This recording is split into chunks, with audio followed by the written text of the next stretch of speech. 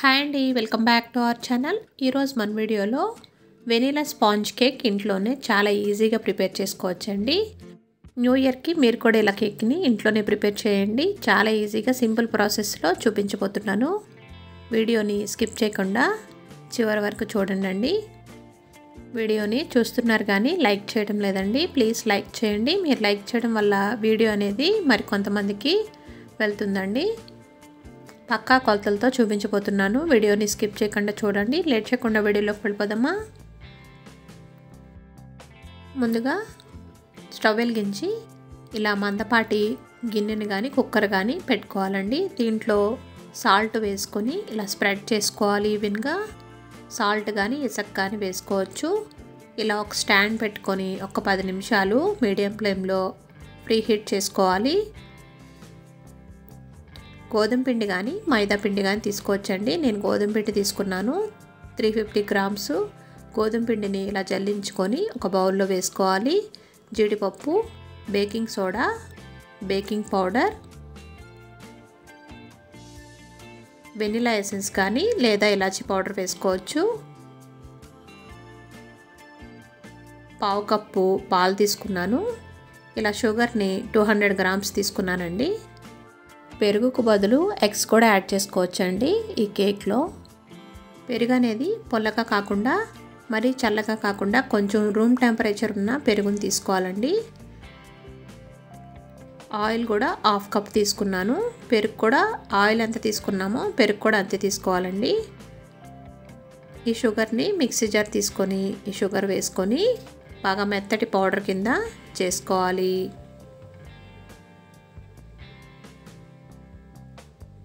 ఇలా పౌడర్ చేసుకొని పక్కన పెట్టుకోవాలి. ఇప్పుడు మిక్సింగ్ బౌల్ ఒకటి తీసుకొని దాంట్లో పెరుగు వేసుకుంటున్నాను. విస్కర్తో ఈ పెరుగుని బాగా మెత్తగా ఇలా ఒకసారి స్మాష్ చేసుకోవాలండి. క్రీమీ టెక్స్చర్ వచ్చే వరకు ఇలా విస్కర్తో అనుకోవాలి. దీంట్లో మిక్సీ వేసుకున్న పౌడర్ని వేసేసుకుంటున్నాను. ఇలా షుగర్ పౌడర్ వేసుకొని పెరుగులో ఈ షుగర్ పౌడరు బాగా మిక్స్ చేసుకోవాలండి విస్కర్తో. షుగర్ పౌడరు మెల్ట్ అయ్యే వరకు ఇలా కలుపుకోవాలి ఒక 2 నిమిషాలు.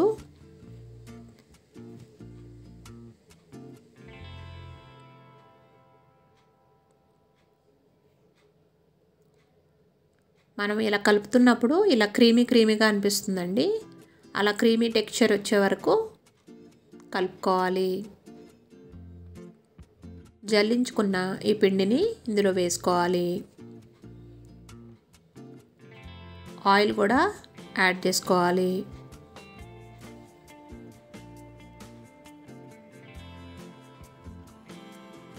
Half table spoon baking soda, half table spoon baking powder,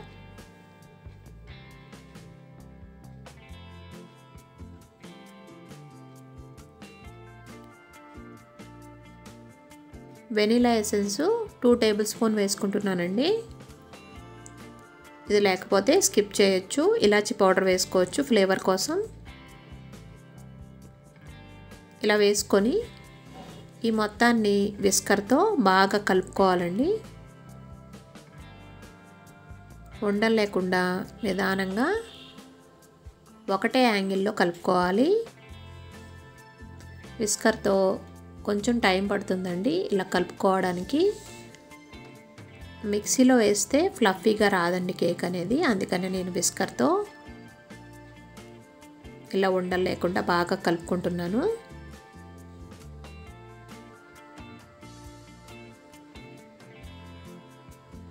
ఇప్పుడు దీంట్లో కొద్దిగా పాలు యాడ్ చేసుకుంటున్నాను. పాలు అనేవి ఎక్కువ పట్టవండి.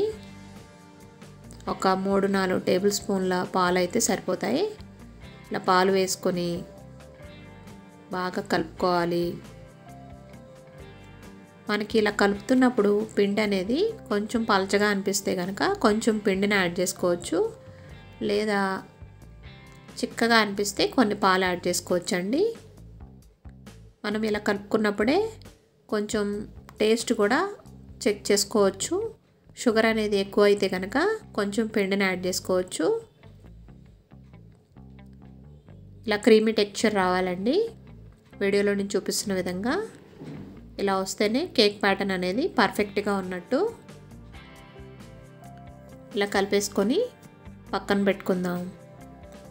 ఇప్పుడు కేక్ తయారు చేసుకోవడానికి ఇలా మందపాటి ఒక గిన్నెని తీసుకున్నాను. దాంట్లో కొంచెం ఆయిల్ కానీ లేదా నెయ్యి కానీ వేసుకొని అప్లై చేసుకోవాలండి.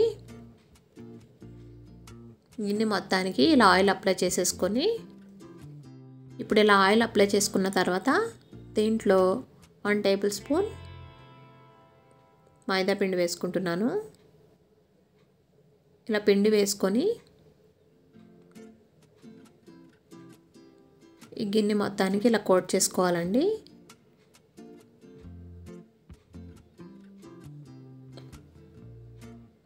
ఇలా మొత్తం స్ప్రెడ్ చేసుకొని ఎక్సెస్ ఉన్న పిండిని పక్కకు తీసేసుకోవాలి. ఇప్పుడు దీంట్లో కేక్ ప్యాటర్న్ని వేసుకుంటున్నాను.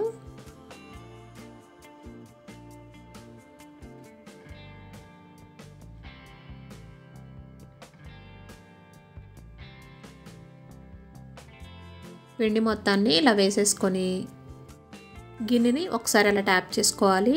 ఇలా చేసుకోవడం వల్ల పిండిలో ఎక్కడన్నా ఎయిర్ గ్యాప్స్ ఉంటే కనుక అవి ఫిల్ అవుతాయండి. ఇలా ఒకసారి ట్యాప్ చేసుకొని ఇప్పుడు పైన నేను కాజుని వేసుకుంటున్నానండి. ఏ డ్రై ఫ్రూట్స్ అయినా ఇలా పైన యాడ్ చేసుకోవచ్చు, లేదా మనం ముందే కలుపుకుంటున్న పిండిలో కూడా యాడ్ చేసుకోవచ్చండి.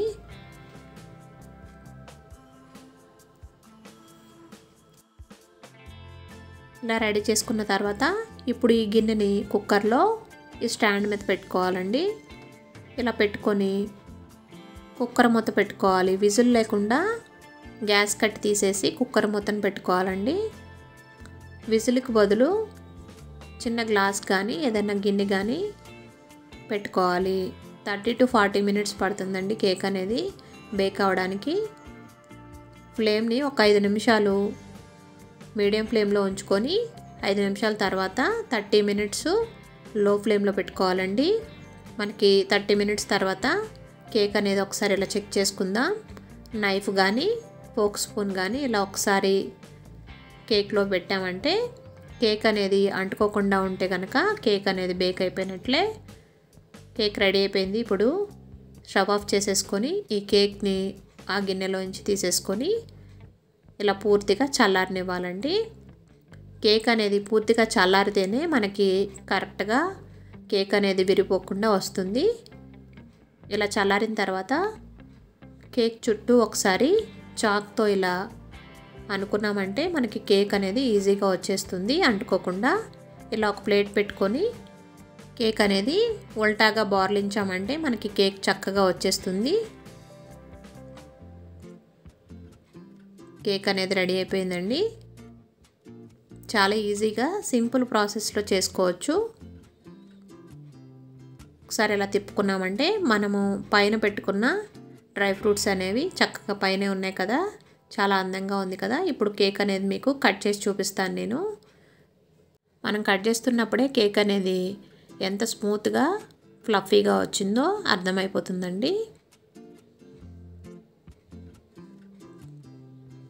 టేస్టీగా ఉండే వెనీలా స్పాంజ్ కేక్ రెడీ అయిపోయినట్లే అండి. మీరు కూడా న్యూ ఇయర్కి ఇలా కేక్ని ఇంట్లోనే ప్రిపేర్ చేయండి. ఎలా వచ్చిందో నాకు కామెంట్ సెక్షన్లో కామెంట్ పెట్టండి. వీడియో నచ్చితే తప్పకుండా లైక్ చేయండి. వీడియో నచ్చితే ఫ్రెండ్స్కి రిలేటివ్స్కి షేర్ చేయండి. మన ఛానల్ ఫస్ట్ టైం చూస్తున్నట్లయితే సబ్స్క్రైబ్ చేసుకోండి. ఇటువంటి హెల్తీ రెసిపీస్ మన ఛానల్లో చాలా ఉన్నాయండి. కేక్ రెసిపీస్ కూడా చాలా ఉన్నాయి. కేక్ రెసిపీస్ అన్నీ కింద డిస్క్రిప్షన్లో ఒకసారి లింక్స్ షేర్ చేస్తానండి, ఒకసారి చెక్ చేయండి. Please like, share, subscribe to my channel. Thank you. Thanks for watching.